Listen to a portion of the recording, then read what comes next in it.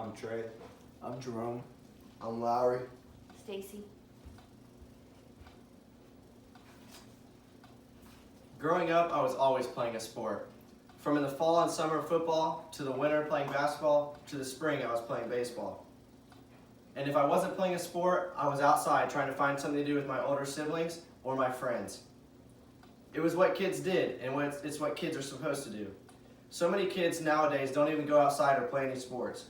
This angers me because part of being a kid is being outside and learning how to scrape your knee or just finding kids to play kickball with in the neighborhood.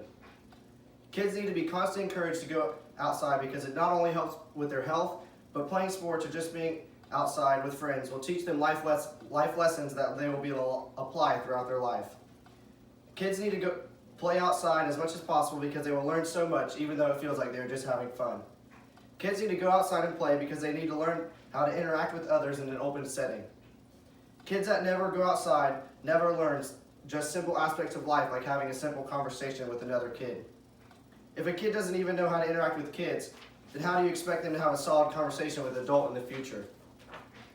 Conversational skills are learned through practice. Going outside and playing with kids gives good practice in just conversing and figuring out things. In the article, Reclaiming Childhood, it states, "We need to allow children to grow and flourish, to balance sensible guidance with youthful independence.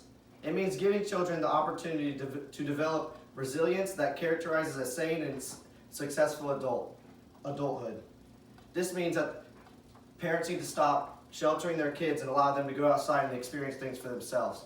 If they don't do that, they'll have to experience it one day and they won't be as good as if they started practicing earlier in their life. Kids who don't go outside and play sports will never learn how to lose. Learning to lose allows a kid to understand that they won't always win and that you must learn how to take a loss and get better from it. This can be used later in life because no matter how successful you are, you're going to get turned down at some point. Learning how to lose will make you better at handling these situations and will allow you to come back stronger from it. In the article, Learning to Lose, Morality, Transience, and Belonging, it reads, "Loss can also be productive in that it unsettles, and within such unsettling lie opportunities to generate new knowledge.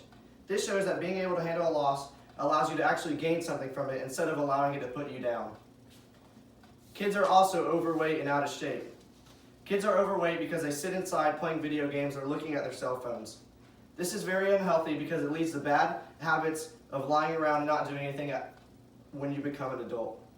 In the article, Interventions for Preventing Obesity in Children, author's conclusions, it states, "Parent support and home activities that encourage children to be more active, eat more nutritious foods, and spend less time in screen-based activities." This shows that there can be a solution, but that starts with the parents and then forcing the kids to go outside. So many kids stay inside that our youth sports have been damaged a lot because there's nowhere near the amount of kids that there used to be. Although playing sports and hanging outside is very beneficial to kids, there are also cons to it as well. Parents have safety concerns about their kids being outside by themselves playing with others.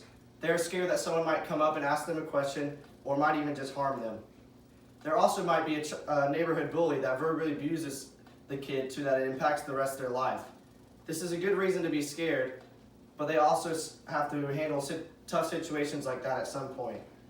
In the article, Children and Parents' Understandings of Kids' Competence to Negotiate Public Space Safely, it reads, "The stranger danger discourse plays an important part in constructing children as vulnerable and at risk in public space.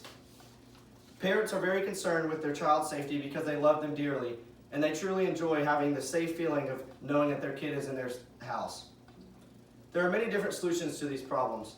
One solution is to find a group of kids that your kid will easily get along with, and also find a place that makes you safe enough to let them play freely. This will allow kids to practice being around others and how to get along and interact. This builds people skills and just little communication skills. This solution can be implemented by setting up certain days and times to have groups of kids get together to hang out outside.